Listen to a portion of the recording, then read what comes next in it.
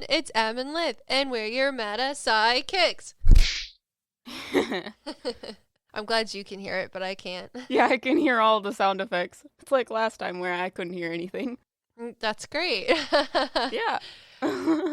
So today we're going to be talking about how Em and I went to an extremely haunted school, and this is part 2 of Paranormal Stories of a Psychic Medium. Yeah, episode 2, where she talks about what it's like being a medium. Yeah, it's definitely interesting. For sure.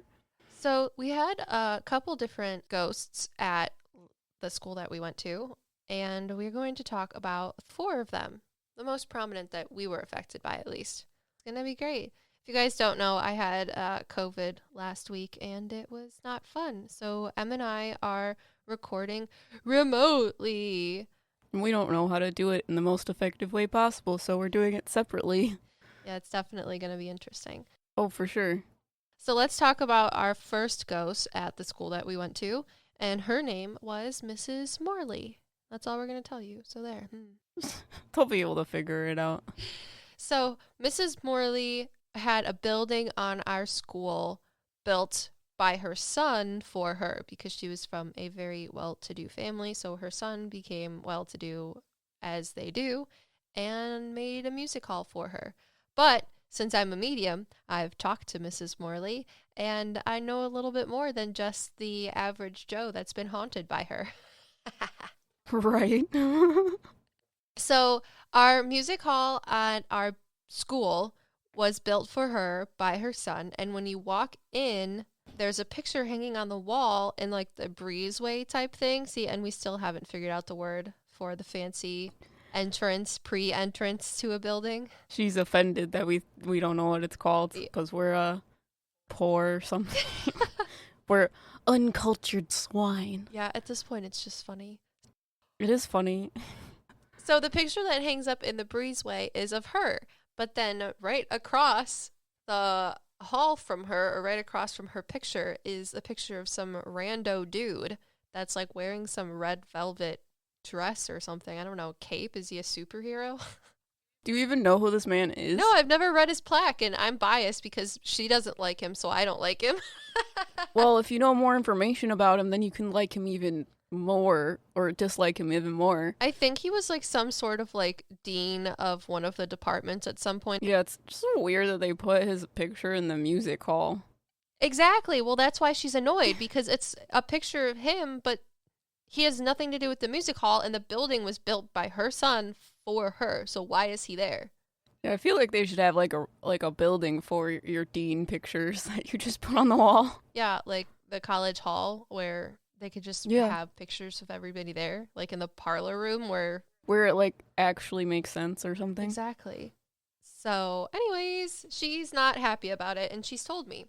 Mrs. Morley doesn't haunt just the music hall. She also haunts the business building, which is like next door. It's not really a business building. It's like where the higher up people of the college have their offices. But in the evenings when the business school has classes, they use the classrooms that are on the lower floor, like basement floor of the building. And she haunts them too. But I think that's just because she thinks it's fun. Yeah.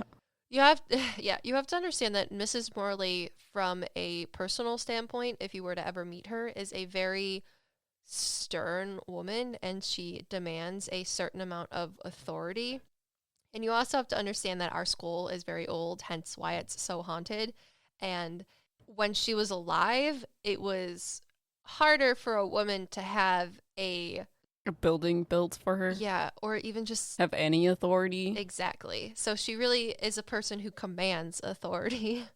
Yeah, like most of the ghosts that are probably there that have the authority. Yeah. They're all a little bit stern, as Liv likes to put it. Yeah, it's my go-to adjective.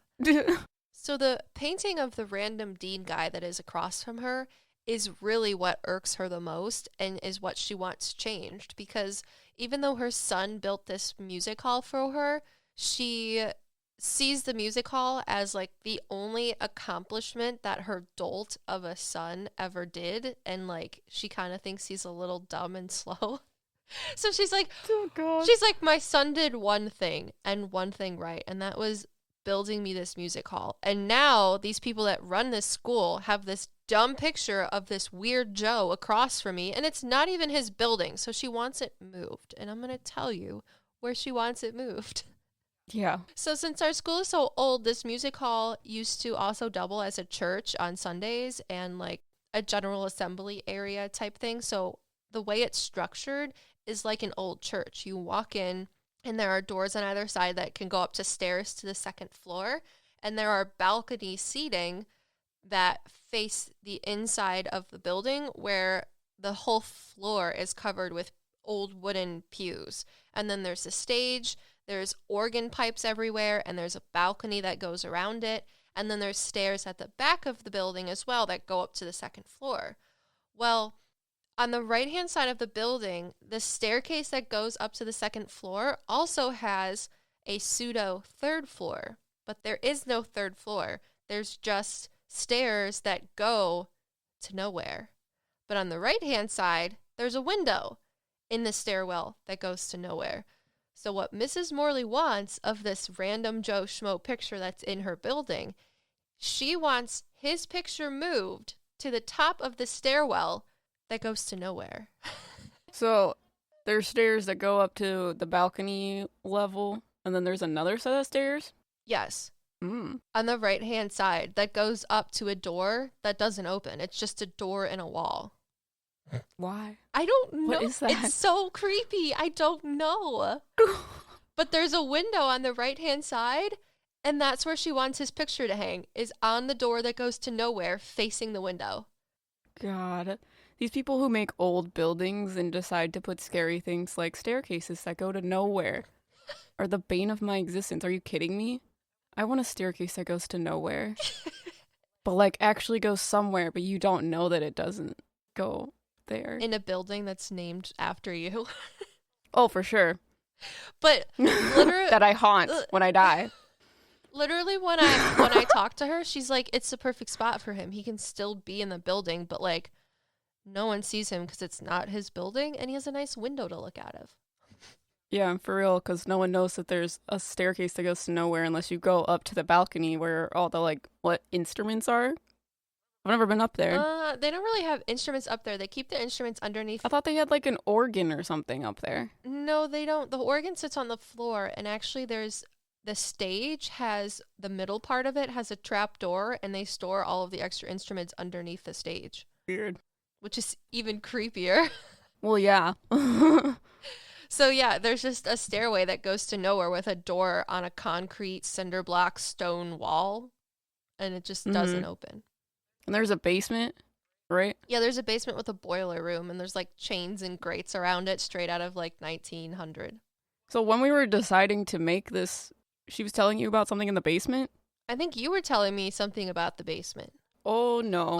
You were saying, well, we need to go there because we need to look in the basement. She's telling me to look at something in the basement. What's in the basement? I hate when you do this. Oh, sorry. Is she showing you what's in the basement? I feel like there's a man that used to work in that building specifically, and he used to like sit in the boiler room or something and like play cards. And that's what she wants you to know? I don't know. She's Is like, she keeping him there? I think she thinks that he's like a fat oaf, but he's still there, and it annoys her. And like No, she wants him gone. She thinks you can get him to go away. Maybe. Interesting. I can't. That would make sense of why he's quiet. I can't make him go away. I'm sorry. That's not how that works. Is that what he said? Is that what she's telling you? She wants him gone? I feel like there's just like have you ever watched what is it? You probably haven't, but other people may have watched it. Call the Midwife. It's like a BBC TV show. Okay. I haven't. Well, there's this one character, and I think his name is George, maybe. But he's like he's like the the groundskeeper basically of the church that the nuns and the midwives work at, and she's showing me a guy like him. So she's like, you've done your job now. You can move on and leave my building to me. Maybe. I feel like they just like didn't get along, but I don't think it's his fault. I think it's her just being overbearing and obnoxious like she usually is. Yeah, that makes sense. That's interesting. I forgot about that. Yeah, I think there's a guy that a guy that haunts down there too, but he's not, I think he's quiet, so it's not a normal thing to know. I mean, her energy is overpowering, especially in her own building, so that's probably why you think he's quiet. Yeah, it also might be the reason why that building is always the warmest. Oh my god. Maybe he's just like a nice groundskeeper and he does what he needs to do, but she just doesn't like him. Yeah, it's really creepy down there. I've been down there once, and I think we went to the boiler room. Yeah, because there's classrooms down there that no one uses. Yeah. With like the big filing cabinets of music. Probably because it's haunted. Yeah, I mean, if you're like an old, like, portly groundskeeper or like maintenance guy, then yeah, maybe that's creepy to other people. But I feel like when I'm thinking about it, he's not creepy. There might be a little demon thing down there too. Downstairs is creepy. What? There might be like a little skittery thing down there too. It's terrifying down there. Yeah, Emily and I wanted to shoot our YouTube video that we made for this at the school, but because of COVID is a thing. We can't, so sorry about that, guys. But yeah. Maybe eventually. Yeah, maybe we can go down there now that my gifts are expanding and I'm not as stressed out. And you got your big protector spirit guide. Actually, I was using him yesterday when I was editing our last video because our last video has some spooky stuff in it. I figured. And he wasn't screwing with your audio? Because I'm pretty sure that thing was screwing with my videos. Because why would that one video come in all warped? I've never seen a video do that in my life. I know, that's really weird. Yeah, when I was editing the video for the TikTok reaction video, that was after we did our manifestation podcast where that little dark entity came in. Check that out. That was our last podcast, but it like made me feel like it was like screwing with the clips I was taking off of TikTok because this one video came in and the audio was like slowed down, but the video was fine. So I like don't understand how the audio was slowed down, but was still, I don't know how to explain this. Like when you slow down audio, but you don't slow down the video, the audio lasts longer, but that wasn't happening in the video. So how the hell is that happening? That's terrifying. So it was like real creepy, like pull that up and I was like, oh god, his voice is so deep and scary. Yeah, and I was listening to the audio too to see if we'd hear anything, but there wasn't anything there. Well, I fixed it. Well, no, the audio on the podcast. Oh. Yeah, it's definitely scary. I don't like it. I find it interesting. It's gross. So that's my perception of Mrs. Morley because I've talked to her. She's pretty cool. She has a painting in the main hall of our campus too, so a separate building. And she was kind of the defining factor when I decided to go to the college that we went to because I was nervous that I knew that our school was so haunted that our school would hire paranormal investigators every Halloween to like make money off of it and also would do paranormal ghost walks on the more haunted portions of our school also during Halloween. That's how haunted our school is. Yeah, there's so many ghosts there and there's so many stories for each building that's on the campus. So I was kind of nervous about going to a school that was so haunted outwardly to people that aren't even like sensitive to things or are medium like I am. And Mrs. Morley was like, you're going to be fine. I'll make sure that nothing bothers you. And honestly, nothing really did bother me metaphysically there, but everything else sucked except for becoming best friends with Em. Yeah. I don't know. All those people that in your age kind of suck. It might have been because they were just like so different from you because they're all jocks that got free rides and stuff like that. Yeah, and I'm not a jock and didn't have a free ride. Yeah, exactly. So aside from my personal relationship with Mrs. Morley, we also have the stories that happen to other people. And everybody hears stories, but this story was told from somebody that Em and I used to ride with. And she went to the same school as us like 4 or 5 years prior. And in the music building that Mrs. Morley haunts, because it's her building, that is where the prerequisite classes for music people are held. So they would do piano classes in there. Yeah. Because the piano was there. Yeah, piano and choir classes. So my friend that told us this story obviously had a friend, and they were both taking their prerequisite piano class together. and they would have to practice in that building because it's the only place there was a piano on campus that you could practice at.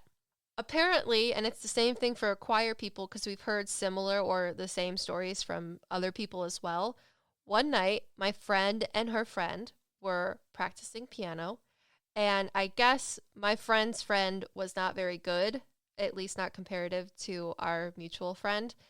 And what Mrs. Morley would do is they said that when they would be there late at night practicing, they could hear a woman's high heels clicking on the granite floor. Yeah, of the building.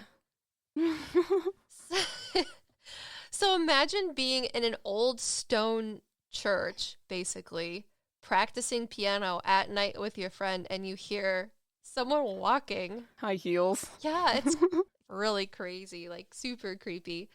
Oh, for sure. And she just thinks it's funny. Sorry. She thinks it's funny? Yeah, of course. She always like has her arms folded and is like, yeah, it's funny. Well, I see that energy. She's very like, I don't know, I'm the boss type deal. Like, I'm the one you look to. Oh, for sure. So they're playing piano and her friend wasn't very good. Well, her friend got really frustrated one night and just started like banging the keys on the piano and was like, God darn it, this dumb class, blah, blah, blah, blah, blah. Well, apparently the clicking stopped and moved away from them because usually the clicking was just up and down the aisleways. Well, the clicking started going up the stairs that led to nowhere. And then they heard... Wait, where's the piano again? Huh? Where's the piano again? Well, they have the grand piano on the stage that you can use, and then they have pianos upstairs, too. So were they upstairs? No, they were downstairs using the grand piano. So imagine you hear heels clicking down the aisleway coming towards you, and then they stop and turn and go up the stairs as your friend's having a mental breakdown because they can't play Every Good Boy Deserves Fudge or something. Yeah, right. So the heels go up the stairs, click, clack, click, clack, and then the doors to the second floor start slamming. Yeah. Because she's like, don't disrespect my piano. Plus, I don't actually want to hear your very terrible music you're playing. Yeah, so if you ask like any other people that have taken music classes or are music minors at the school, they will tell you that they hear heels clicking on the floor in Morley Music Hall. And if she doesn't like the music that you're playing, she'll slam doors to make you stop. She lets you know that you suck. Get out of here. You need to play beautifully in my hall. Otherwise, you can go play somewhere else. Exactly. And then on the opposite side, like I said, my friend was a little bit better than her friend. So she said she was there one night because her friend just gave up after the door slamming incident and was like, I'm not going back in there. Screw that. Right. And as Em knows, our friend she was a very sassy individual. Mm-hmm. She was one of our training instructors, and this is the level of sass that she gives off. It's comparable to Mrs. Morley. Oh, for sure. If you weren't riding a horse correctly or you were too scared of a horse, she was like, you are either going to get back on that horse and do what I tell you, or I'm going to make you see Jesus. She's like, do you want to see the light? And she would tell this to children. So imagine a come to Jesus moment is what she would say. Yes, you're so true. So right. So imagine someone with that type of energy going up against Mrs. Morley. And our friend said, so one night she was playing in the music hall by herself because her friend was too scared anymore. She's like, well, I'm going to get an A on this class. I don't care if there's a ghost in this hall or not. And she said she was playing pretty good. And the heels clicked on the floor all the way down the aisleway from the front door to the stage where our friend was playing. And she said she just heard the heels stop clicking behind her shoulder. So, like, Mrs. Morley was standing behind her, watching her play piano. But there's no way that this girl didn't know that she was there. There's no way she wouldn't be able to feel someone looking over her shoulder. Oh, for sure. Our friend was like, totally knew that she was there, but she's such a sassy individual too. Could you just imagine the energy coming off of a living person that's playing piano and then the person that probably is just like Mrs. Morley standing behind her all decked out in her beautiful little like what 20th century dresses, and it's just has her arms folded and is like, "You'll do." Yeah, she probably appreciates it because she relates to this girl. Yeah. To like not actually be scared of her and still play in her music hall, even though she Oh, knows she's there. yeah. So So what, she can ballsy. just continue to play? Yes. She just wasn't like, oh, there's someone watching me play that I'm very aware is not actually there. Oh no, when she told me the story, she was like, I totally knew that ghost was there, but like I was gonna get an A in that class and I didn't have anywhere else to practice, so I Oh don't my care. god. She's like, I can't leave now, so. Yeah. It's so funny. My god. So those are the stories of Mrs. Morley. If you go to our school, then you've heard the same stories, and I think it's hilarious that she like literally told me that she thought her son was adult, and the only thing that was good that he did was made a music hall for her. Yeah. She's also like the ghost that like runs the place. There's like so many ghosts there and like so much energy, but she's like the one that like dictates what they can and can't do. Mm-hmm. For sure. She's very funny. I like her a lot. There would be times when I was on campus and I just was either like in a bad mood or I thought something was dumb, and she would just like pop in and be like that authoritative woman figure that was like, well, then just change it. Why are you just sitting there groveling and being like a big baby when you could just fix it? That's definitely her energy. Yeah. So it was good. She's a funny lady, and she's pretty excited that we're talking about her too. She's not a ghost that thinks that you shouldn't talk about her. So, Well, I feel like most ghosts want that. yeah. They want their story to be told, and that's why they're kind of stuck here. I don't know if she said she's not stuck here. She just Well, yeah. she Her energy is just so strong around her building. yeah, it's just like I think people can cross over, but they can still come back and visit, and Yeah. like the guy that haunts your friend's house, Janelle. Yeah. I can say her name, right? She doesn't care. I don't think she cares. So, like, with your friend Janelle's house, the guy that haunts her house, he's crossed over. He just likes to hang out at his house. So, Mrs. Morley is crossed over. She just likes to hang out in the music hall because it's her music hall. Makes sense. You're not bound by physicality when you die, so you can cross over, but you can still come back and visit. Interesting. Yeah. So, not all spirits that are haunting the physical world Interfere with our physical realm. yeah, they're not stuck here. Yeah. Not all of them are. That's a misconception, I would think. Got you. So is the lady in the girls' dorm, is she stuck there? Or she just come into play? No, I think she just comes into play, which is funny. So that's who we're going to talk about next. Our school is so old that when it was first founded, it was actually an all-girls school. Now it's a co-ed school. I think it turned into a co-ed school in the 70s, but it's been around for a couple hundred years. So for a couple hundred years, it was just an all-girls school. But as the world was, it was run by all men, even though it was an all-girls school. That sounds about right. But the first woman that became the dean of the school has a painting in the main hall of our school called the parlor room. Yeah, the parlor. And Em and I both lived in the all-girls dorm at one point, not together because Em's older than me.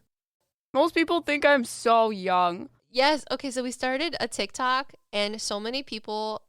We should just talk about the TikTok right now real quick. Well, we already talked about it, so they should already know. If you don't know, go to our last podcast. But, like, there are people... We, like, blew up on TikTok, and there are people saying that Liv is corrupting a child, that child being me. But Liv is 3 years younger than I am. So, like, how old do these people think that I am? Because, like, there's also comments that are like, you guys look like you could be, like, mother or daughter or sister or cousins. And I'm like, she looks like she could be my mother? Oh, what? Yeah, that makes me really sad. But I want to talk about the video that blew us up on TikTok, though, because we haven't made a TikTok video about it. So I kind of want to put it in the podcast. Oh, we're doing it again? It's a loop. Get over it. Yeah, there's people on TikTok are mean. They're like coming at us and are like, you guys are ruining your reputation as psychics and like all this crap. And I'm like, you watched one video of a TikTok filter where we're saying we're going to test this TikTok filter and you're telling us that everything is a lie. Like, yeah, I literally say, Em was really excited because she wanted me to read her aura or her energy. And like, it's not something that I usually do because auras and energy around people are always changing. And most people say, oh, well, I just like squint really hard and I can see an aura around someone's head. And I'm like, okay, well, it doesn't work that way for me. Everything that I see is in my mind's eye. So I have to focus on the energy coming off of the person. And then I kind of get a general idea of the colors that are around them at that moment. But again, it's energy. So it's changing all the time. Your aura never stays the same. It's just whatever colors are most prominent at that time and moment. So like, how are we supposed to do something that no one sees on a TikTok video? So I knew that because of the internet, there was this fun filter going around that is supposedly supposed to pick up on living objects, auras, or things that have energy associated with them. It like picks up infrared, whatever. So like things that have energy, it would pick up colors on. Yes, guys, it's just a filter. I know that there's stuff out there and we can do a separate video and a separate podcast on this about things that do pick up auras, but I don't think that this filter picks up auras. I think it's something fun to do, and if it does pick up auras, great. But honestly, Em and I are going to tell you that the colors that I saw on her aura to make this TikTok just matched the filter. That's it. Yeah, it was just very convenient. And like also it is picking up an aura, but it's not picking up the color. It can't decide what color it is. It's picking up the energy that's coming off of me, which is my aura, because I'm a living being and living beings have electromagnetic and infrared rays coming off of them constantly. So it is picking up my energy around me, but it can't decide what color it is because that's weird. So everyone on TikTok is just like, it's a loop. It's a loop. Guys, we know it's a filter. It just worked. And if you listen to our video, I literally say, we're going to see if the filter's right or if I'm right. Let's see. Because it's a filter. Yeah. Unless you're a psychic or a medium or you use some technologies that we can cover in another video about picking up auras or energy fields or things like that, then like... it's just for fun. Why does everybody have to be so... Why so serious about a TikTok filter that does or does not read an aura? Yeah, like we know it's a filter, guys. And also, Liv doesn't even do auras. She reads dead people, like... What? Yeah, if you want me to look at your aura, I can try, but it's not something that I usually do. Yeah, she could give you colors, but like she doesn't even know what the colors mean, so... Exactly. That's the other thing. Everyone's like, oh, well, what do aura colors mean? Okay, we talk about westernization of things so much in this podcast. All of the colors are westernized, guys. Orange is supposed to be like creativity or something when you look it up on the internet and like all of these metaphysical and whatever websites. But when I see orange, the way I interpret it is as anxiety. So like Em wears a crystal around her neck and she struggles with anxiety. And I literally see the anxiety that her selenite crystal captures within it from her day-to-day life. And I have to tell her energy out of me and holds it into this crystal, and Liv can see it. Yes. So I have to tell her, be like, Liv, or not Liv. I'm Liv. Like, I'm Squidward. I'm Squidward. You're gonna Squidward. Confuse me with yourself now. Yeah. Again, why would you? I have to tell her, like, Em, you need to, like, cleanse your crystal because it's real full of your anxious energy. But anyways, just to clarify, it's a filter, and we got really lucky. And if you want to use the filter to have fun, go for it. It definitely is fun and interesting, and it's great to think about. So just have fun. Don't take the fun away from everything, guys. Gosh. We should do a video where where you read my aura, and I try to feel all of the emotions and see if we can change the color of my aura and see what colors are what. You know what I'm saying? So using the filter? No, using you. Oh, okay. I mean, we can use me. Again, that's why we use the filter. But if we use just me, then it's just me talking. No one sees anything. That's literally the only reason we used the filter, because we thought it would be fun to add color to what I was saying. Especially for TikTok. Yeah. I mean, I can definitely read your energy. Like, in the last podcast, I knew you were giving off energy when that weird thing was there. Well, yeah. That's pretty cool. But, like, I'm thinking we could figure out what the colors mean to you. Because obviously orange is, like, anxious energy. And there's probably, like, multiple things that it means. But for me, it's probably a certain thing that I give off, like, the frequency of which my anxiety comes off as. Yeah. And then, like, I guess, again, like, the heart chakra is supposed to be green. It doesn't make sense. The colors don't make sense. I think it's very subjective, not objective. If you look at Reiki colors are completely different. So if you look at green is like envious, and it's like luck for a Reiki color, because we associate that with like money and money energy. But like pink is it's the unconditional love energy in Reiki. That's why you cover things in pink, because unconditional love is protective. Yeah, but then there was that one comment on TikTok about how pink was not love or something. And she's referring to the chakra system. The westernized chakra is the heart chakra, which is green. Oh, that's what she was talking about? Yes, that's why I was like, this is not what? This is wrong. Yeah, so that's why we haven't made any comments on aura colors in TikTok, because it's subjective, not objective, and all of the things that I were to say, if I were to look them up, is not something that I agree with, so I'm not going to make a video on it. Yeah, but we could make a video where you just read our auras and we guess what the colors mean. Yeah, we could definitely do that. Yeah. Or talk about your crystal having energy in it, because sometimes you have like browny gray energy in it too, and sometimes you also have green. Oh, it's definitely trauma. I know it is. So, anyways. But yeah, we can do that in our crystal video, because that's going to happen at some point. Okay, great. Yeah, so we just wanted to clarify that. Sorry we went on a tangent. If you're listening to the podcasts, you know we go on tangents. So, let's talk about the lady that haunts the all-girls dorm. You know you started, right? I did start it. So she has a picture in the parlor room of our school, which is like a social gathering area. And I was just, I was a new student to this school, and I just wanted, I really like old things. It's probably another reason why I went to the school too. But I was in the parlor room looking at all the cool knickknacks and paintings that they had in there. And I came to this one very dark picture of a woman. And she has her hair pulled back. Like, literally every color except for her skin in the painting is dark. She's wearing black. The background's brown. There's very little highlights. It's all mostly shading and shadows. And my friend, she wasn't really a friend. She was an acquaintance. So my acquaintance was telling me about how at this point I didn't live in the all-girls dorm. I lived in a co-ed dorm. But my friend lived in the all-girls dorm. And she was telling me her experience of living there. And we'll get into that story.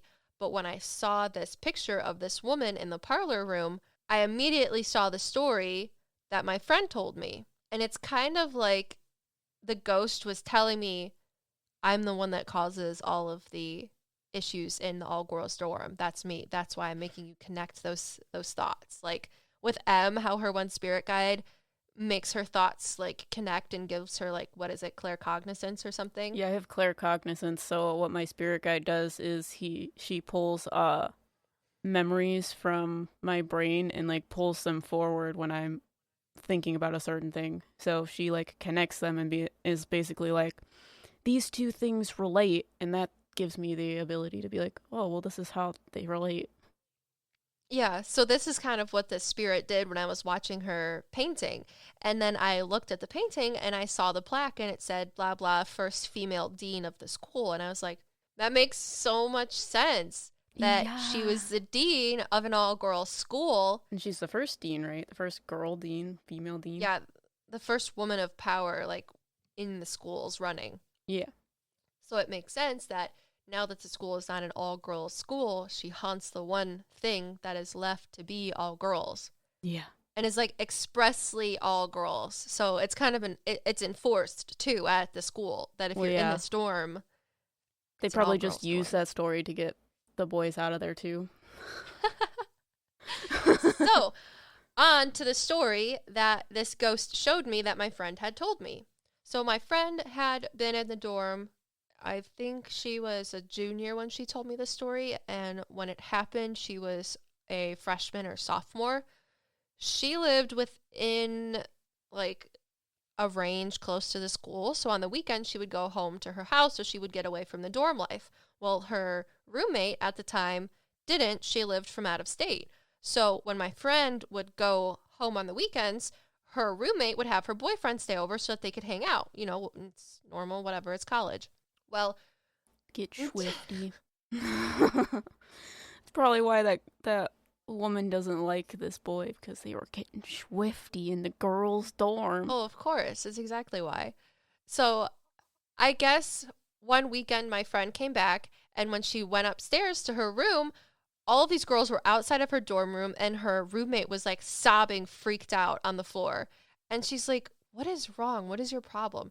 And her roommate was just like screaming at her, like, "I'm not going in there again. I'm leaving. I can't live in this dorm anymore. This place is so haunted, blah, blah, blah." She's like, "What is your problem?" She's like, "I was just having a night with, you know, whatever her boyfriend's name was. And this is what we woke up to." Insert boy name here. Yeah, insert boy's name. And she's like, "And this is what we woke up to." And my friend's like, "Well, what did you wake up to?" She's like, "I'm not going in there. You can go in there if you want to see it." So my friend went into the room, and the beds had been pushed together. The sheets had been ripped off. All of the dresser drawers had been opened. All of the clothes were flown everywhere, and the windows were open too. So you think that they were in the bed when they got pushed together? Yes. She said that they woke up that way. I mean, imagine just like staying in your dorm room with your boyfriend, and you wake up in the morning and your beds are pulled apart because they pushed, because like, you know, the beds in the girls' dorm are like the weird separate ones. Mm-hmm. They like pushed them together to like make it one bed, and they were pulled apart. Mm-hmm. How do you sleep through that? And they were in the Yes, beds? they woke up to the rooms messed up, their beds pulled apart, and the windows open. Oh my God, that's and all fun. of their stuff thrown everywhere. That's real fun. And this is like not the first time this has happened. It's happened to... Oh yeah, no. This dorm is 100% known for, if you bring a guy into the all-girls dorm, they're going to get haunted. This ghost is going to like screw with them. 100%. Yeah, that never happened to me because I brought boys in, but I never got swifty with them, so that might be why. Well, duh. Well, duh. So, yeah, that's the story of the female dean that haunts the girls' dormitory. And now Emily's going to talk about her experience, because she was an art major, and a lot of the time at Lake Erie when we first became friends were in the art building. Well, I still want to talk about Professor Z. Oh, yeah. So, the theater guy, the person that like directs all the plays and whatnot, we're gonna call him Professor Z. Liv and I were in a class, not together, but like we were in a class that was basically us learning why people believe certain things, like why people believe weird things like ghosts and things like that. And this teacher literally made us write a paper about how mediumship is not real and why people believe that it's real, like why it's a hoax. And literally made Liv fucking write a paper about how her mediumship is a lie. Yeah, this was a prerequisite class, and it was called Travels Through Time and Space, and it was literally a pseudoscience class. Yeah. And it was supposed to count as critical thinking. I'm like, this is not critical thinking. You're just telling us what to think. Yeah, I ended up writing a paper on why I thought spirits and the paranormal could exist, because of the laws of thermodynamics, that energy is neither created nor destroyed, it just is, and it becomes converted into something else. So my whole paper was, well, when people die, their physical body is influenced by the law of thermodynamics, so their body decomposes and goes back into whatever. So energy is neither created nor destroyed, it just is. But what about the spiritual energy? Obviously, we have energy outside of just our physical self, so where does that go? And that was why I was like, it's neither created nor destroyed, it just is, and it goes to something that we don't understand, which is like the spirit world or residual energy, like when people are haunted. And he literally gave me a C because he's like, the paranormal doesn't exist. Like, how can you say that, Professor Z? We literally go to a school and you work for a school that is actively known as haunted. And, like, during the spooky season, they literally hire paranormal investigators, not like third parties of the school, like people that run the school hire Yeah. paranormal Because investigators it's one of the most haunted, like, schools in our country or something. I don't know. in But like it's, our like, it's state. super freaking haunted. But, yeah, because I have a lot of medium friends that have told me, he has, like, a little gremlin dark thing that, like, follows him around and it basically feeds off of his energy, which the energy that it feeds off of is, like, that, what's the word I'm looking for? That, like, suspicious energy that this stuff doesn't exist, like his skepticism, Yeah. and it's really funny. His ego that he just, one, thinks that he's super cool, and two, that nothing like at the school can bother him Yeah. And because it's he doesn't funny. believe that it's there. And it's funny because that's probably why he has that thing there, because there's so much energy at the school and he's putting out negative energy and says, "Well, I don't believe it, prove it." So obviously they're doing that. There's just a little thing following around. I think it's funny too because it's usually the people that are most skeptic that end up having like a super cool experience compared to people that do believe in things because they're open to it. So things that are there like usually don't feel the need to show Prove themselves as themselves. much. Exactly. So like, you know, the reading that I gave to Jenny's mom's friend, Yeah. and she like was 100% skeptic, and I was telling her that she has a bookcase hutch thing that has books in it that a man protects her home with, and she was like, I don't have any of those things. They call it sitter's amnesia. Makes sense. I was talking to my mom about it, and she's like, yeah, sometimes when people are in readings, they like forget things that you're telling them, and you're 100% right, but they will fervently deny what you're saying, and it's not until after the fact that they're away from you and don't feel like they have to remember things or are talking to a medium that they realize what you said is right. So Yeah. I was giving Emily's mom's friend, who was very skeptical and probably still is, a short reading when we saw her one day, and I told her, I said, I understand that you're skeptical because of the way you're looking at me, but I do have information for you, and if you want me to share it, then, you know, I will. And like this lady she's sitting far back in her chair, and she has her arms crossed across her, And she her has this look on her face. yeah. Like, oh yeah? Yeah. So I tell her, I'm like, you have a hutch in your house with books in it, and there's energy associated with this thing wherever you got it. I feel like you inherited it, but I'm not sure. I just know that you didn't buy it brand new. And I'm like, do you live with somebody that thinks that like you need protection or something, but you don't think you need protection? I'm like, do you have a husband or something? She's like, no. I'm like, well, so you live alone? And she's like, yeah. I'm like, okay, well, you feel really secure in like where you live, but there are people around you that think, oh, well, you should like have more protection. Well, you feel secure in where you live because the thing that is attached to this bookcase protects you. And I like, You did not say all of this. I was there. yes, I did. You stopped yourself. Did I? Yes, you were talking about a man that's attached to this hutch, and you explained what the hutch looks like. And she's like, I don't have a hutch like that. And she's like, well, maybe it's like this, but like, I don't have a hutch like that. And you were saying that he like either taps on something or he like screws with a light. Like he turns the light on and off, or like it flickers. I don't remember that. Yeah. Because you stopped yourself and you were like, oh, you're really skeptical. I'm going to talk to these people instead. Okay, well, I tried. But that would make more sense. Yeah. Well, I remember asking her about a boyfriend, and she was like, I don't live with anybody. And I was like, Oh, okay, yeah. but it's like, and then I stopped because I was like, but it feels like someone tells you that you should live with somebody, but you feel confident in like where you live. Well, I'm just going to have to give her a reading again because Emily told me, like, what was it, 2 or 3 weeks later? Yeah. That the girl was like, oh, well, after she said something, I like now realize that it's like my grandpa's books and like my grandpa's nook or whatever. So it's obviously him doing that. Yeah, she remembered that she had everything that I was telling her, but when I was there, she was like, I don't have any of those things. That's not true. Yeah, don't talk to me. You're wrong. Well, it kind of made me sad because I was like, well, I guess I'm wrong, but that's fine. So when you told me that, I was like, yes, I was right. She just didn't want to hear it, and it was very clear that she didn't want to. Yeah. Anyways, Yeah. maybe she wants a reading next time and we can talk to whoever's attached to her Nook book thing. Yeah, hopefully she comes to our reading party, which we offer on our website if you guys are interested in some reading parties. We do remote and we do in person if you're in our area. Yeah. We don't really talk about my readings very much. We should start doing that more. Yeah, she does medium readings and she does pet psychic readings. And then she does group and party readings.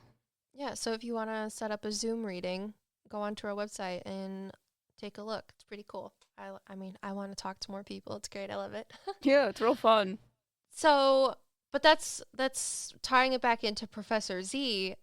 He's one of those skeptics, and it's like usually when skeptics don't believe in things, it's when other things like actually are there that they just refuse to look at, and it just causes more problems, or they get that like aha moment. Yeah. That they can like sneak around, because obviously this thing that follows him around is like that. It's like, you can't see me, so I'm just going to feed off of your energy because I'm really little, and it's hard to do that for other people, but you'll be really easy because you deny that I'm here constantly. Constantly. Yeah. So what does it look like? I know you said it in the video, but for all viewers. It's like this little tiny like gargoyle type thing, and it's just dark, but it has big white eyes. Really? Yeah. So I'm trying to think like size-wise. It's like maybe a little bit bigger than a Beanie Baby, like Furby size maybe. Oh my god, it's real tiny. Yeah, or like a big Furby, not a small Furby, but like Furby size. And it just follows around behind him very closely. And I remember our friend who's a medium, we'll call her friend A, because that's what we did in the YouTube video. So A picked up on it first because when I was at she's opened all the time.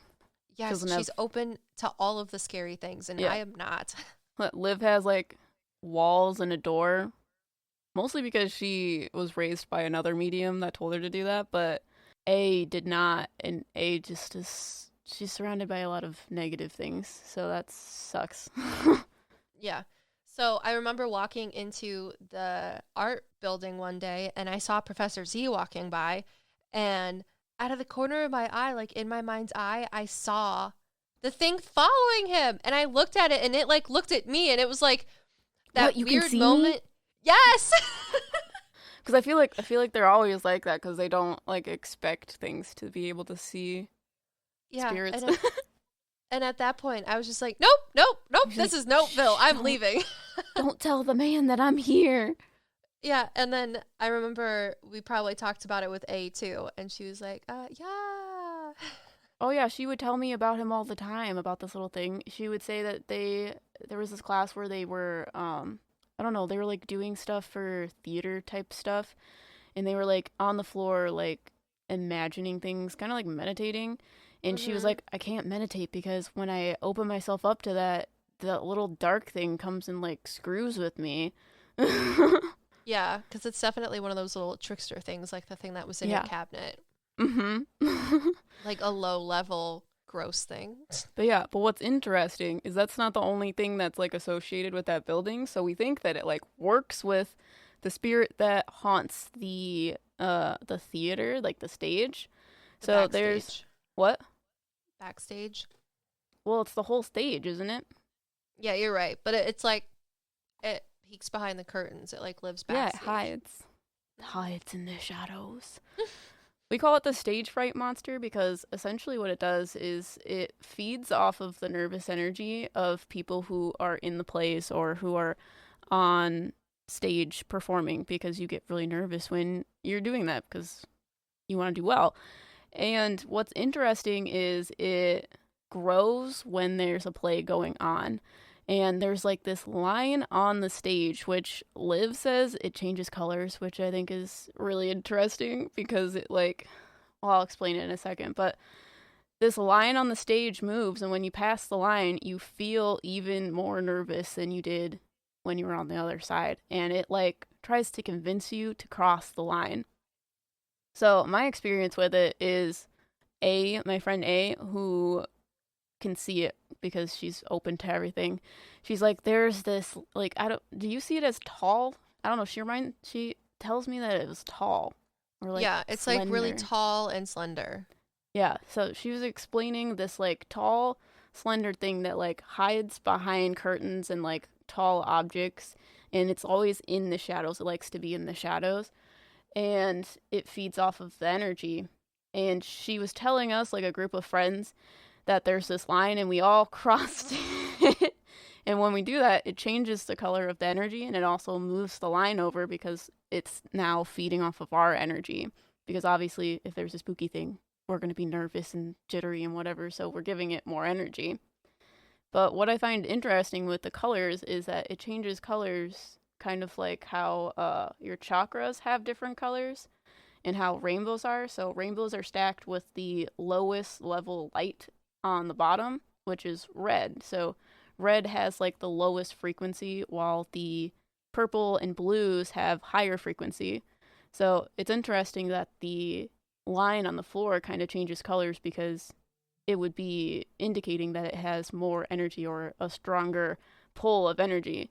And if you guys saw our last podcast, we were talking about the frequency of energy a lot and how dark entities essentially are like gases and they need a source for where their energy comes from. And it's interesting that you can visually see it through the colors of them gaining more like unstable energy.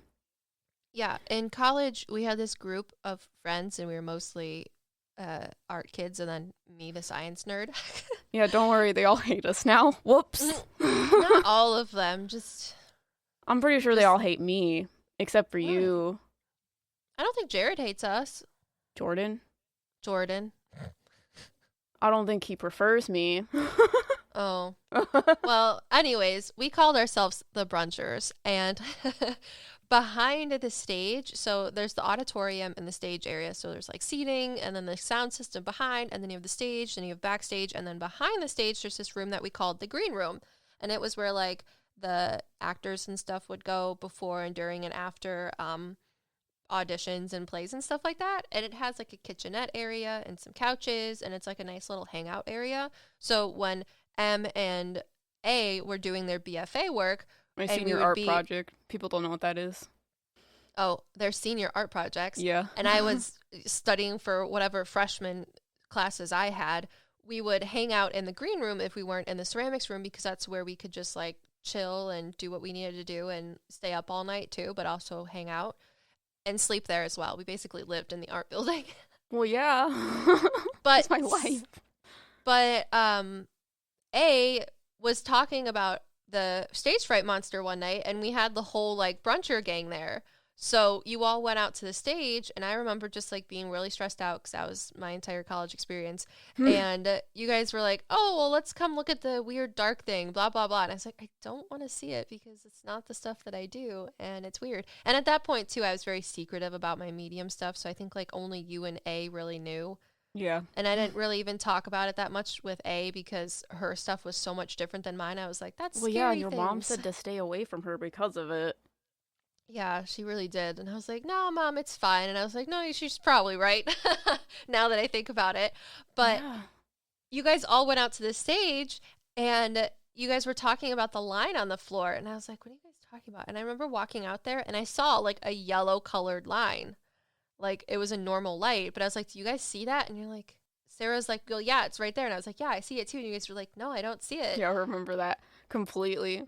But when you guys would stand within the bounds of the line, that's when he could like influence your emotions or suck your energy from you. And the more people that were there, the larger the line would be, because if he threw out his energy to try and collect yours, he would have to throw out the line to be larger. Does that make sense? Yeah. It's like a circle of how much a space he can try to manipulate. Mm-hmm. And when you guys were in that space, you felt like your emotions were amplified towards stage fright or fear.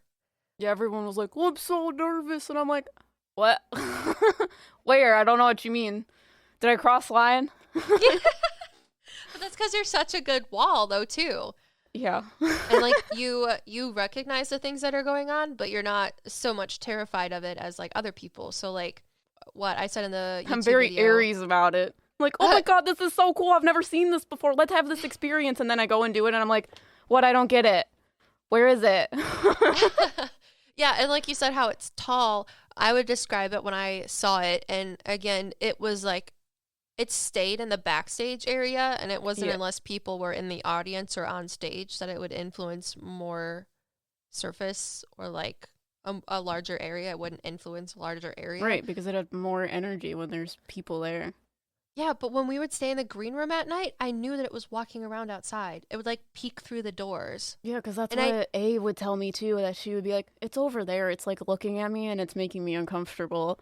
Yes. And so like everybody knows Scooby-Doo, and I was telling you in the YouTube video that it looks like that one Scooby-Doo movie where they're in the arcades or something, and it's like that blue monster electricity guy. Yeah. That's what it looks like, but dark. Yeah. But yeah, with that story, another thing I forgot to say is when we crossed that line, the people who are more sensitive to it, because there were a few, that was not me at the time. But A's boyfriend is one of those people that are a little bit sensitive, and she was seeing all of these like dark things because this stage fright monster was showing her all of these dark things to scare her, to get the energy out of her. And when he touched her shoulder, he started seeing the same things that she was seeing. So it was super interesting because he finally understood what it was like to be a medium for a hot second. And it's terrifying. That's why I ask Spirit not to show me things, because I don't like seeing it. Yeah, it was showing her like dark things, and that's why I don't know, she lets it in. She like tries to resist it, and that's why she's like, he's making me uncomfortable. And then I'm pretty sure when she tells me, that's when it usually starts showing her things. So there's that. That's terrifying. Yeah. When I see things, I just like ignore it. I'm like, nope, bye. Nope, Phil. Yeah. It really liked A because it was easy to get energy from her. Yeah, she had no walls. She has no walls. I hope she's learned how to get walls. Last time I talked to her, she was telling me that her mediumship was gone because she prayed to God to not be a medium anymore. And when she told me that, I knew exactly what was happening, but I couldn't tell her what was happening because that would make it stop happening. So it's kind of like how I explain faith as the strongest energy, because you can't convince someone to not believe in God or something like that. She believed so much in that God taking her mediumship away that she essentially built a wall around herself to not see anything. Well, but I don't think that it's stayed that way.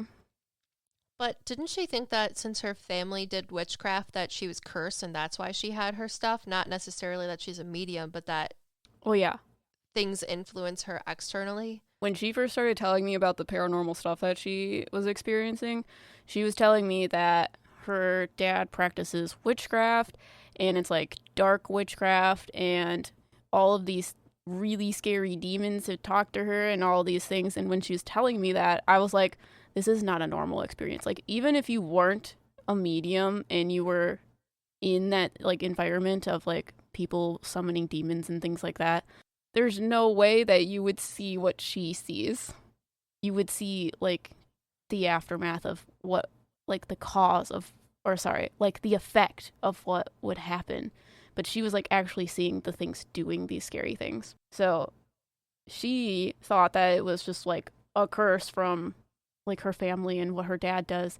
And I was the one to be like, no, you're a medium. Like, the reason why you experience it this way, like the reason why you're seeing demons is because you're a medium. But her family doesn't see them, right? Oh no, her dad's a medium, and then there's like one of her aunts is also a medium, but both of them practice witchcraft because they're mediums. They're like, well, I can do all these really crazy things because I can see them, so I will be able to control them. And it's really bad because they do really dark stuff.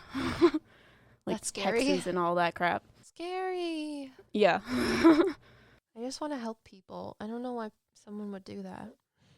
For power. Like, okay, A didn't like one of our teachers at school because they didn't get along and they were very aware of each other not liking each other. And her dad was like, oh, well, I'll just, like, put a hex over him and it will all be fine. Like, he won't even need to bother you anymore. And she's like, please don't do that. Oh, gosh. That's scary. Yeah, it's kind of like he does things to, well, A, see if he can do them, and B, he thinks he's helping his daughter. So, because, I don't know, I don't believe witchcraft is dark unless you're doing things that are harming other people. Well, yeah, of course. Yeah. Okay. I don't like it. Makes me nervous. We already talked about scary things on the last podcast. If you want to know more about that, then watch that. But we're not going to get into it again because, But we've already done that, so. We'll do more, just not today because it's been a lot. There's one more story you wanted to tell, right, about the plants? Oh, yeah. Okay, so you guys have been with us. This is our 6th podcast now. And how many YouTube episodes do we have? 6 too? I think we're at an 8 or 9. 8 or 9. Because we split all those videos in half. This is our super secret extra bonus thing that we didn't talk about in the YouTube thing. So I'm going to blow your guys' mind. So everybody knows that we have mediums and psychics to an extent. They talk to ghosts or they like can read your energy or whatever. But we could talk to plants too. And I think it's great. The day she told me that plants could talk was like astronomical to me because I thought like, yeah, plants have energy, but I didn't know they had like conscious energy. Yeah, they do. And it's crazy because then you have like all of the people that are like, I'm a vegetarian, I don't hurt animals. I'm like, plants have feelings too, guys. Yeah. I know people who are like, these ants don't have feelings and they like don't have personalities and all this stuff. And I was like, okay, but Liv tells me plants have emotions and they don't even have brains. So what? Yeah, it's because we're all living things, whether you're a plant or an ant, you still are there and you have energy and you're alive. So like you still have Om inside of you. Yeah. So I actually wrote my senior thesis on plant communication basically, and I wrote it from a scientific standpoint, obviously. But aside from understanding the chemical pathways in which plants use their root systems and other external and internal stimuli to communicate with each other, they also talk to me. Yeah. So they use their roots to talk to each other. Yes, and it's documented in the scientific community that plants and fungi, even though fungi are not plants, let's get that clear. And if you didn't know that, sorry, I'm breaking it to you. But they do talk to each other, and they usually use their root systems to communicate. So one tree can send out, on a scientific standpoint, if a tree is experiencing some sort of external stimuli, such as drought or a animal infestation, whether it's birds or bugs, they will send out chemical signals through their root systems, and the root systems of the other trees surrounding their root system will pick up on those chemical signals, and each chemical signal correlates with a different type of communication.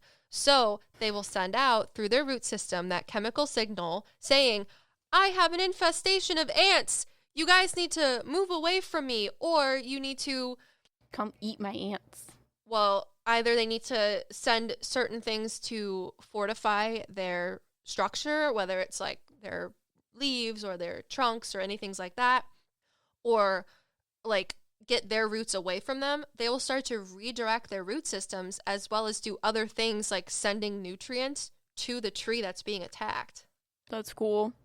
It's so crazy. I love science and I love plants and I just love everything about the world. But so that's on a scientific standpoint. But the first time that I talked to a plant was when I was like 14 or 15. Oh, so this was the first time you talked to a plant? Yeah, so this is how I first realized that plants could talk, and that's why when we got stuck at Chick-fil-A that one time because your battery died, I was talking to the flowers. Yeah, we need to get into that story because it still blows my mind. I still have questions about it. Okay, I'll try to answer. I haven't like my houseplants, I talk to my houseplants sometime, and I don't talk to them necessarily. It's that I can hear yeah, it's like the same thing with animals. I just hear what they're thinking type thing. Yeah.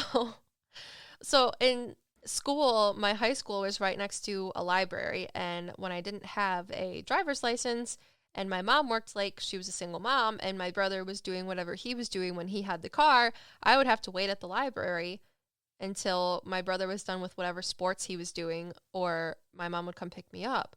So there was this plant in the one corner of the library that I used to study at because it was where most of the kids wouldn't go because I was a nerd and I didn't want to get picked on. But of course.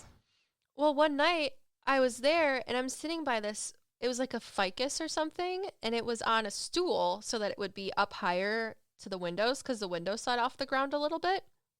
And I was like reading a book or something, and I was like, why am I thinking that kids are too loud, but no one's here? And why do I feel like I'm looking down and I don't like being up so high? It was the plant next to me. Plant was talking about how it didn't like how the kids would come by and be so loud all the time and how they would rip the pieces of leaves off the end of him. He also didn't like that he was on a stool because he was afraid of heights. Afraid of heights. It's so cute. He was like, why am I up so high? And like, I was like, am I really talking to this plant? And it was like, am I really talking to this plant right now? You were alone, so did your mom bring you there? What do you mean? Did you ask your mom about it?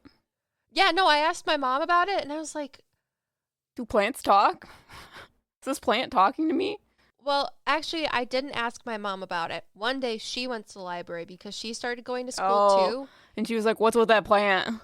Yes! And I was like, you hear it, too? She's like, yeah, it's afraid of heights. She's like, let's move it off this thing. Oh, I remember that now.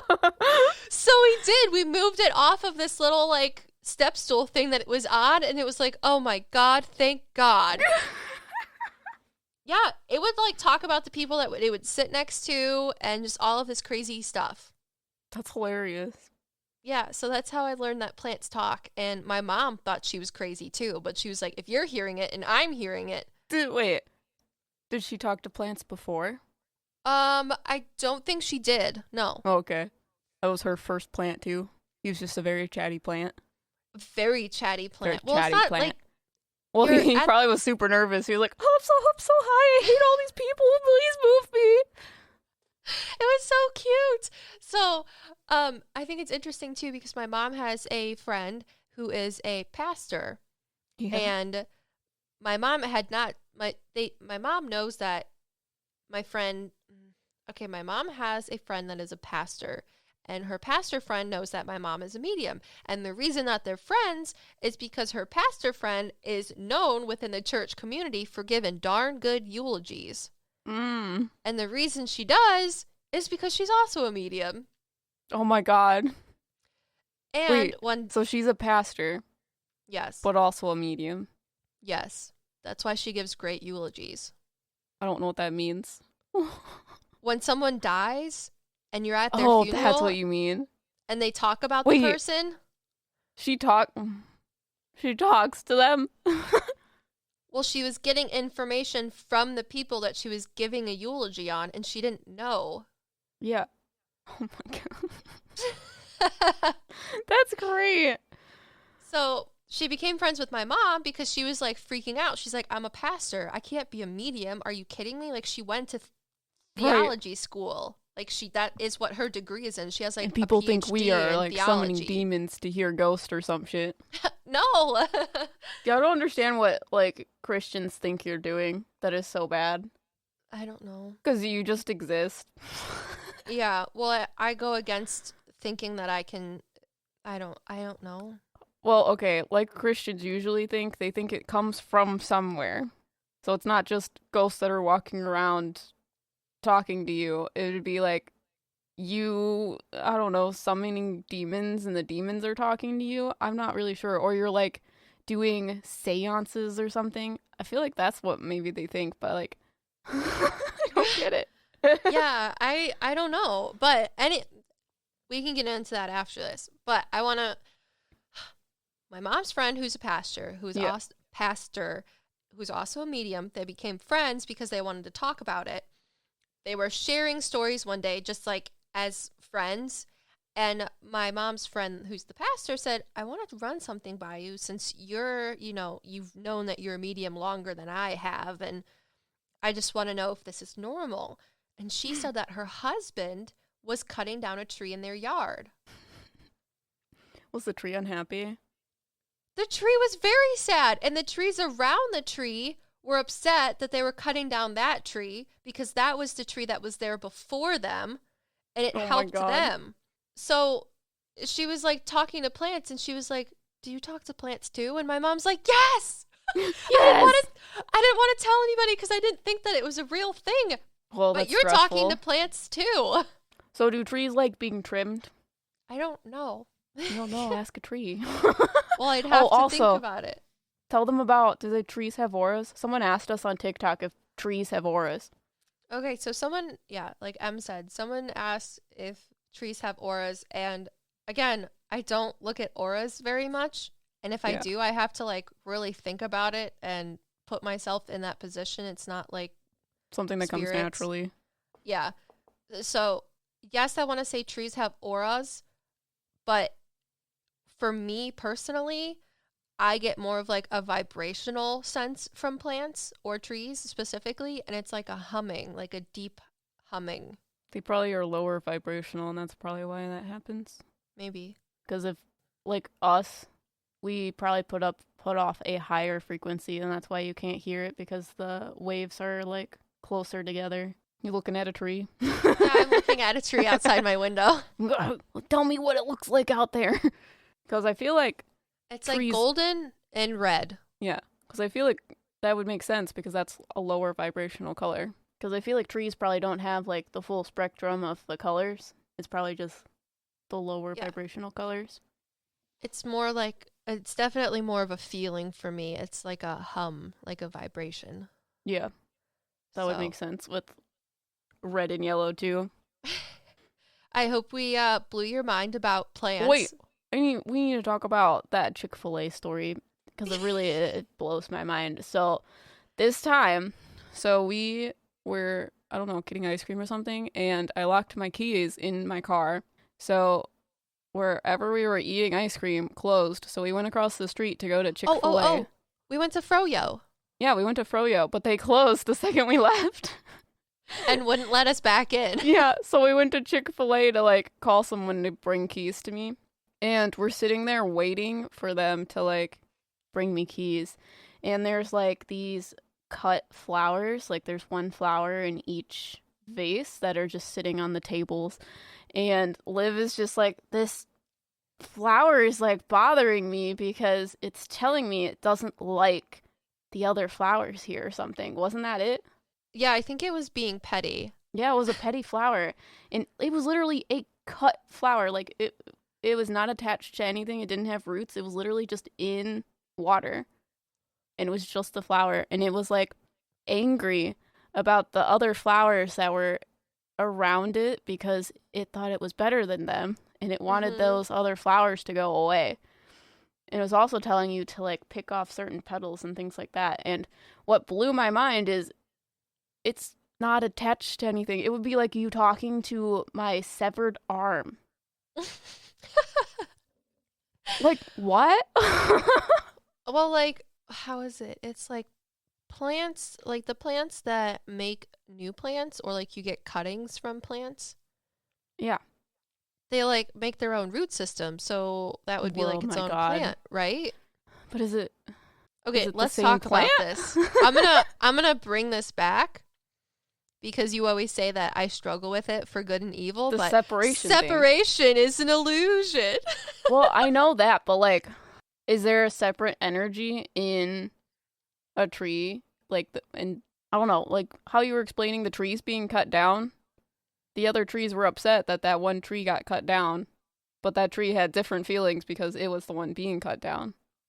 Yes. Wouldn't they have all the same feeling if they were all one tree? Well, if they were all one tree, but I think if they have separate like root systems, that might be the defining factor of it. It's definitely something that I have not thought about because I don't talk to plants all the time, and when I do, I don't think about it. It just happens. Like, what blows my mind is if you take a leaf off of a plant and then make another plant, does it have a different consciousness? Yes, but it does recognize where it comes from. Wild. Like a couple months ago, my mom and I were walking a property because she wanted to buy a property, and there was these really cute trees on the property. They were like the red or pink bud trees, like cherry trees or something. Mm-hmm. And I was telling her, I was like, I love these trees. They're so pretty. Like if you, because she has horses, I said, if you take down any of these trees or like brush hog things, I'm like, you need to leave these trees up because they're so cute. They're pink. I love them. And she's like, yeah, that tree right there. I was like, yeah, the big one. She's like, yeah, it's telling me that the other trees on the property are like, it's the dad. My God. Okay, I got another question. Hold on, Yeah. I'm still trying to figure out how to say it. Because it's like out there. What I'm thinking. So, how souls work, how souls get created, is you have one big soul that splits into two souls. But they're different consciousnesses. Okay? Yes. Is that what's happening with plants? Yes, because separation is an illusion. Well, I know that. It's just happening physically, and it's weird. Well, it's happening physically with us too, because if you go off of what you said about how everything in the spirit realm is us and we are everything in the spirit realm, but technically we're different. We're all a part of the same energy source. We're just tiny branches that are coming off of it to make individual consciousnesses. But that's not happening in the physical realm. It's happening in the astro. But it is because we're here. So we're the physical embodiment of what happens in the astro, right? We're attaching our fourth dimensional soul into a third dimensional body.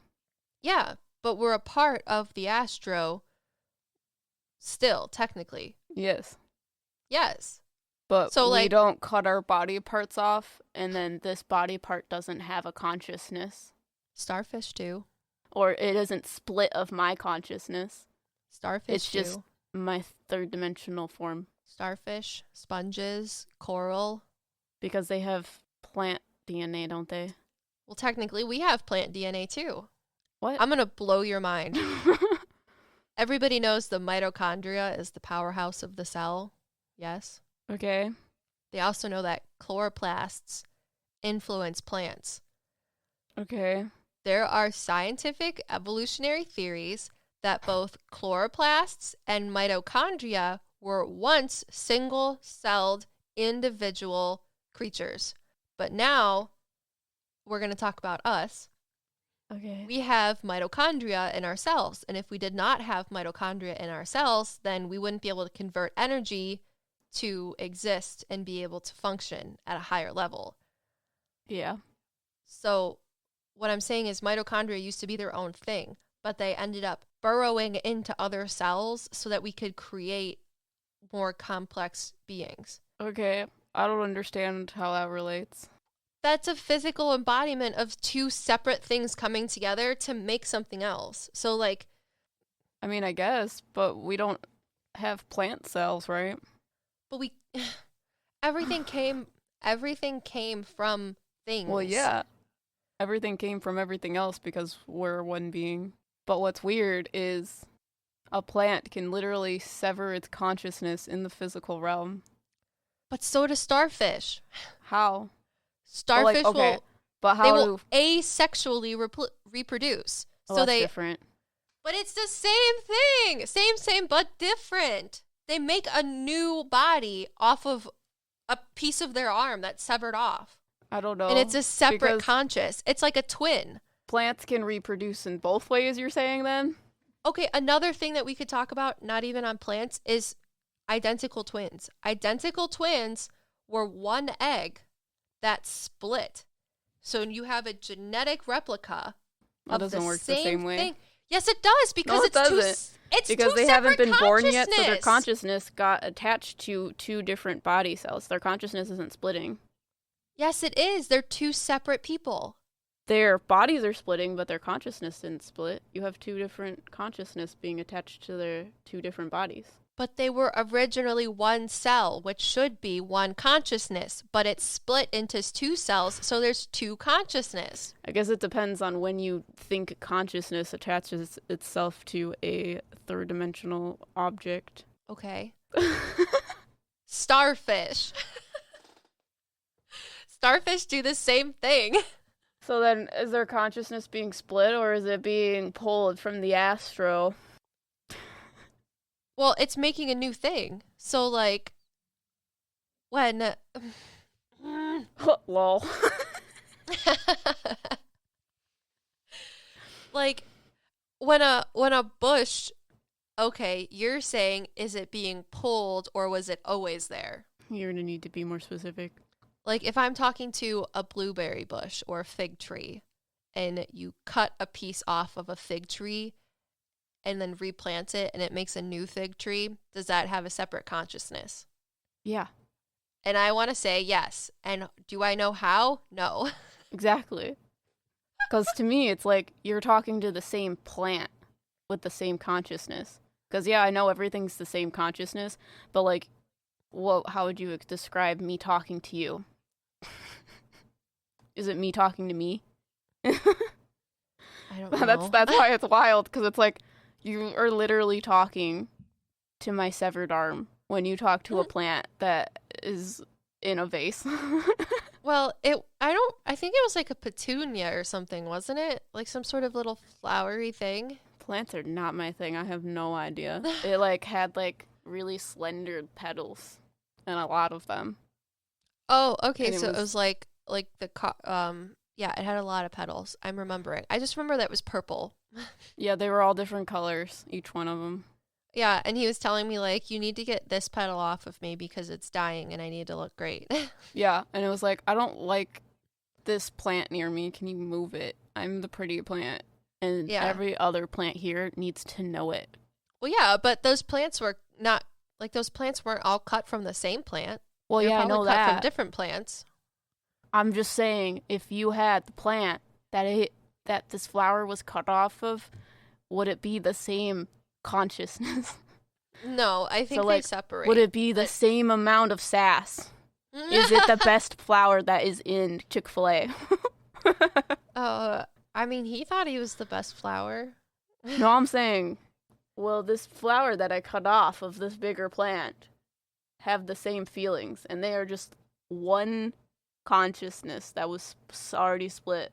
Or are we pulling more consciousness or creating another conscious for this one plant that you just ripped off?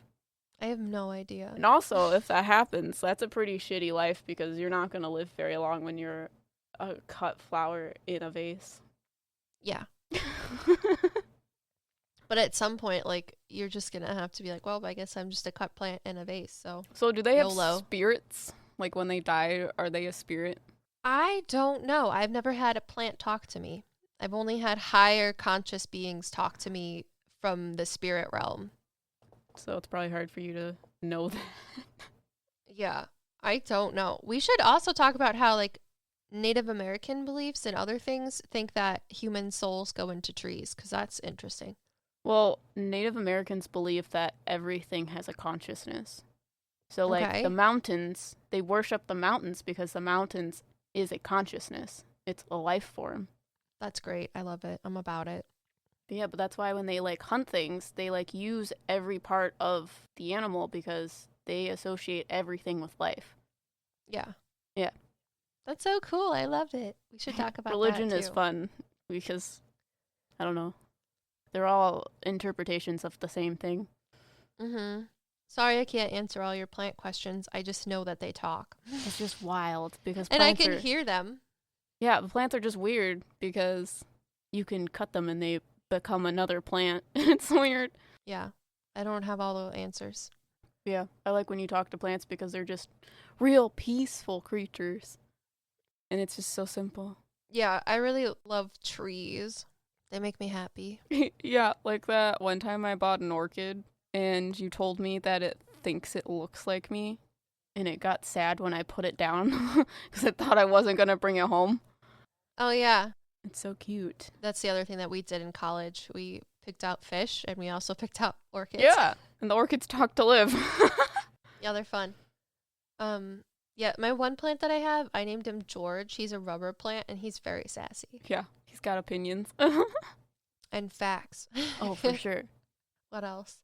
And then like when plants aren't doing good, they're like, they give out a certain type of energy that I pick up on. And like my one orchid plant is just a sassy bitch. Fucking doesn't want to live. And I'm like, I don't care about you anymore. I try so hard and your leaves are still just wrinkly and I fix you and I give you orchid food and then I don't feed you and then I do feed you and then I give you water and then I don't give you water and you're still just a sassy bitch. So fuck you. Such a needy plant oozing your I don't feel good energy. All the time and I don't know what to do about it. I'm like, what? What do you want? Just tell me. Yeah. So. But yeah, we're also going to do a video where we talk about plants in general, but this was your bonus story for our podcast. So if you guys want a visual representation, we did make a YouTube video about this topic as well, and there'll probably be a blog post, so check out all of our spaces for that. If you guys have any interesting paranormal stories, we do have a place where you can share it with us. We will link it in the description. But if you go to our websites and go to the extras tab, you can share your best paranormal story. Like if you have a haunted school that you guys went to as well, you can give us all of your paranormal stories. Just make sure they are original because we do not want to get copywritten up and strict and all that. So yeah, give us all of your paranormal stories. You got anything else to say for yourself? Yeah, if you want to book a reading, please go onto our website and book a reading because this is our 6th podcast and I don't think I've ever actually been like, I can talk to people for you. Maybe. Yeah, and we finally hooked up all of the things that we needed to do for booking readings, hopefully.